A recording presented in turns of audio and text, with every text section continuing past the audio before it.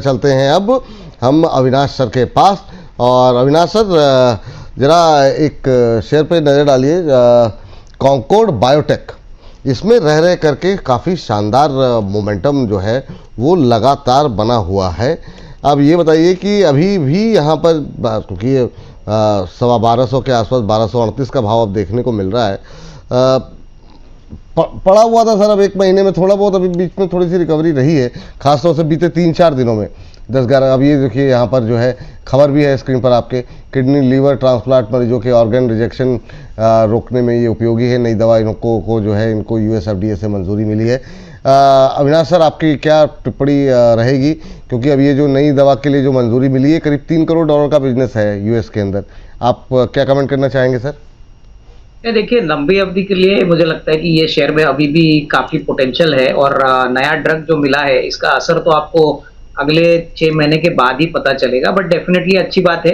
मुझे लगता है कि सेकंड हाफ में ये ड्रग रेवेन्यू को भी कंट्रीब्यूट करेगा, प्रॉफिटेबिलिटी भी आएगी। और मोस्ट इम्पॉर्टेंटली देखिए, इसमें पब्लिक इशू के समय से ही राकेश झुंझुनवाला का काफी बड़ा स्टेक है, तो बड़े इन्वेस्टर्स ऑलरेडी इसमें निवेशित है। मुझे लगता है कि नजरिया अगर आपका 12-15 महीने का है तो स्टैगर्ड वे में खरीद लीजिए। आज के खराब बाजार में भी ये स्टॉक चल रहा है, तो इसका क्लियर सिग्नल है कि मार्केट इसके नंबर से काफी प्रभावित है। इनफैक्ट इस कंपनी का कॉन कॉल भी आज है, तो उसमें क्या मैनेजमेंट कहेगी, क्या आउटलुक शेयर करेगी, वो भी बहुत इंपॉर्टेंट रहेगा। बट डेफिनेटली अगले साल 1.5 साल का नजरिया कोई रखता है तो इसमें जरूर निवेश करें। मेरी राय में एक छोटा SIP शुरू करिए, छोटे छोटे टुकड़ों में खरीदिए, उससे आपका रिस्क रिवॉर्ड अच्छा बन सकता है। ठीक है सर, ये बात है। ज्योति रंजन जी कह रहे हैं, बच्चन जी पोर्टफोलियो में कोई इंप्रूवमेंट दिख नहीं रही है, सेम रेंज पे घूम रहा है, एंड शेयर मार्केट इकोनॉमी की फोरकास्ट होता है, मार्केट का ऐसा परफॉर्मेंस क्लियरली इंडिया की इकोनॉमिक सिचुएशन बता रहा है। हाँ सर, इस पर कौन सी, मतलब बिल्कुल सही बात है, वो हम लोग लगातार डेली बेसिस पे डिस्कस कर रहे हैं। और ये अभी आगे चल करके चीज़ें, Q1 के रिजल्ट्स अच्छे नहीं रहने वाले हैं, इन्फ्लेशन जो बढ़ेगी उसका इम्पैक्ट जो है वो देखने को मिलेगा। अभी GDP की नंबर्स हमने देखे, आगे चल करके GDP फोरकास्ट को लेकर के RBI क्या कहता है उन सब पे नज़र रहेगी। तो तस्वीरें बहुत अच्छी तो नहीं है, बात आपकी सही है। चलिए लेकिन आगे बढ़ते हैं हम। मैं इस बात का एक जवाब, नॉट फॉर हिम ओनली, सभी के लिए। देखिए, जिसका पोर्टफोलियो वाला माइंडसेट है ना, वो हर दिन स्क्रीन पे नहीं बैठता। अच्छा, तो आपको थोड़ा सा, क्योंकि मार्केट के उतार चढ़ाव के साथ आपको अपने आप को एडजस्ट करना पड़ेगा। हर दिन अगर आप प्राइस देखोगे तो आपने एक अच्छा क्वालिटी स्टॉक अगर उठा भी लिया है तो आपको 1 महीने में बेच दोगे आप उसको डर के या घबरा के। लेकिन जो आपने एनालिसिस उसको पोर्टफोलियो पॉइंट ऑफ व्यू से की थी, तो उसके लिए तो आपको होल्ड करना पड़ेगा ना उसको साल दर साल। तो ट्रेडिंग एंड पोर्टफोलियो की एनालिसिस अलग अलग एस्पेक्ट से होती है, इसके बीच में थोड़ा सा एक है डिफरेंस, उसको समझते हुए आप लोग थोड़ा देखो। मतलब पोर्टफोलियो इस पैनिक में नहीं बेचना चाहिए, मैं यही बोल सकती हूँ। मैनेज कर लो उस रिस्क को, कर लेंगे मैम। और अविनाश सर, आपसे भी मैं डिस्क्लोजर लेना चाहूँगा, लेकिन आपसे जाने से पहले एक शेयर डिस्कस करना चाहेंगे, वो है वोडाफोन। चूँकि आप फंडामेंटल्स देखते हैं, क्या यहाँ पर फंडामेंटल्स कुछ बदल रहे हैं? पिछले अगर 2-3 महीने की बात करें तो नंबर्स थोड़े से इम्प्रूव होते हुए दिखाई दिए हैं। गवर्नमेंट का जो अप्रोच रहा है वोडाफोन को लेकर के अभी तक का, क्या ये करंट लेवल पे आपको लगता है कि अगर थोड़ा सा लंबा नज़रिया हो तो यहाँ पर पोर्टफोलियो में रखा जा सकता है वोडाफोन आइडिया? देखिए, नंबर तो इम्प्रूव हो रहे हैं, इसमें कोई डाउट नहीं। पिछले 2-3 महीने में जो सब्सक्राइबर एडिशन हो गए वो काफ़ी अच्छे हैं, बट अभी भी मेरे ख्याल से रास्ता काफ़ी लंबा है। मुझे नहीं लगता है कि अप्रैल का, जून का जो क्वार्टर आएगा उसमें ही कंपनी मुनाफा कमाएगी, अभी भी लॉस मेकिंग रहेगी। तो जब तक मुनाफा आता नहीं है तब तक मेरे ख्याल से थोड़ा सा बच के रहिए, क्योंकि देखिए इस कंपनी ने बहुत पहले भी एक पॉजिटिव कमेंट्री दी थी, पॉजिटिव नैरेटिव कहा था, लेकिन जब तक आंकड़े पॉजिटिव आते नहीं और वो भी प्रॉफिट आफ्टर टैक्स आता नहीं है, तब तक मुझे नहीं लगता है कि इसमें कोई लंबी तेजी चलेगी। क्योंकि 14 रुपये अभी चल रहा है, हो सकता है 15-16 रुपये तक जा सकता है, लेकिन रिजल्ट्स के बाद अगर रिजल्ट्स खराब आते हैं तो वापस आपको 11-12 रुपये में ये स्टॉक मिल सकता है। तो अभी तो विचार मेरे ख्याल से थोड़ा सा रुकना चाहिए। आपका विचार है कि यहाँ पर रुकना चाहिए। डिस्क्लोजर सर आपकी तरफ से? बिल्कुल, जो भी स्टॉक्स हमने आज आपके शो पे बात की, हो सकता है हमारे क्लाइंटों के पास वही शेयर है, लेकिन पर्सनली मेरी कोई पोजीशन नहीं। थैंक यू सर, बहुत बहुत धन्यवाद आज की इस चर्चा में जुड़ने के लिए, अपना महत्वपूर्ण समय देने के लिए बहुत बहुत धन्यवाद।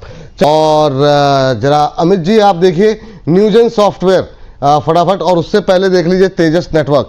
तेजस नेटवर्क में क्या अभी कोई बाइंग अपॉर्चुनिटी दिखाई दे रही है क्या? जिस तरीके से एकदम से शार्प रिकवरी आई है, इसका जरा गूगल फाइनेंस का इंट्राडे चार्ट अगर हो सके तो हम दिखा दें। 580 के आसपास ट्रेड करता हुआ तेजस में करंट लेवल पे कोई BTST या स्विंग ट्रेड करने की अभी करंट लेवल पे कोई गुंजाइश है क्या?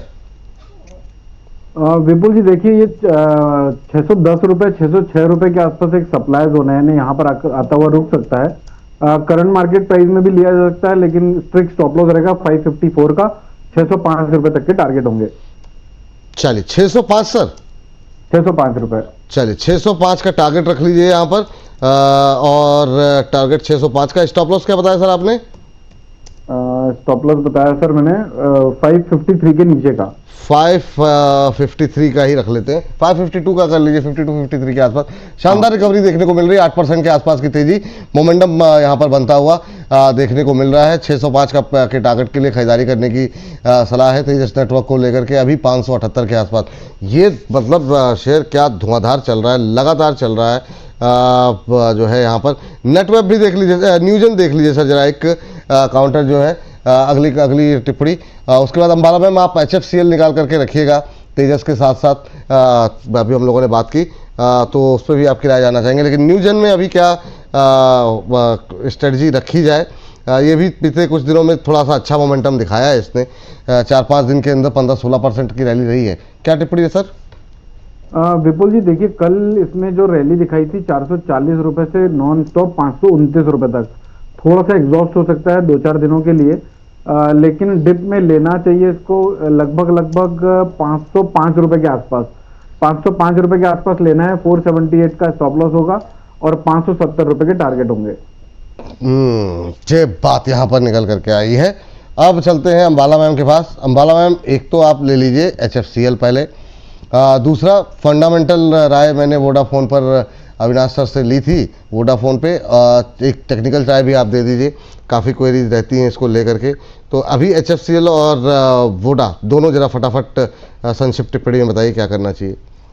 HFCL में आपकी पुरानी पोजीशन है तो 180 रुपए का ट्रेलिंग, 175 का ट्रेलिंग लगा करके बैठे रहिए। और अगर आपको प्रेस लॉन्ग करना है तो भी 175 शुड बी और स्टॉप लॉस। और यहाँ से 210 और 225 रुपए के टारगेट के लिए इसको बाय कर सकते हैं। दूसरा आपने वोडाफोन, राइट? बिल्कुल।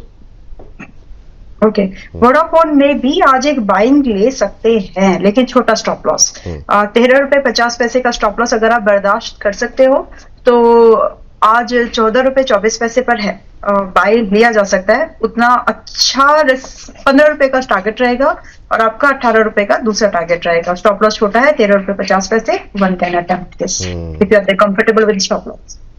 चलिए ठीक, ये बात यहाँ पर निकल करके आई है। और इन सब के बीच में चलते हैं, एक शेयर रह गया सर, जरा नेटवर्क देखिए सर, ये भी बीच में काफ़ी अच्छा शानदार चला था। आज थोड़ा सा यहाँ पर भी सुस्ती है नेटवर्क टेक्नोलॉजी। ये भी 4-5 दिन में 15% न्यूजन की तरह चला है। लेकिन अभी करंट लेवल पे क्या करना चाहिए? आज की सुस्ती में कुछ मौका ढूंढने चाहिए या फिर अब वक्त आ गया है निकलने का यहाँ से? विपुल जी तो देखिए, इसका पोटेंशियल था 4,970 रुपए तक का। इसको टेस्ट किया इसने और वापस से वहां से करेक्शन मोड पे आया है। 4,740 रुपए के आसपास का भाव चल रहा है। मुझे ऐसा लगता है ये थोड़ा और एक्यूमुलेट करेगा और एक्यूमुलेट करते करते 4500 रुपए तक एक बार शायद टूटे, तो उस अपॉर्चुनिटी को मिस नहीं करना चाहिए। 4525 के आसपास मिले तो 4325 रुपए के स्टॉप लॉस से आप लॉन्ग जाइए। उस समय आपका रीजनेबल टारगेट निकलता है 5150 रुपए का। करंट मार्केट प्राइस स्टैगर्ड वे में बाय कर सकते हैं 4525 रुपए तक के फॉल तक। 4325 रुपए का स्टॉप लॉस, 5025 और 5125 के टारगेट। चलिए ये बात यहाँ पर निकल करके आई है। और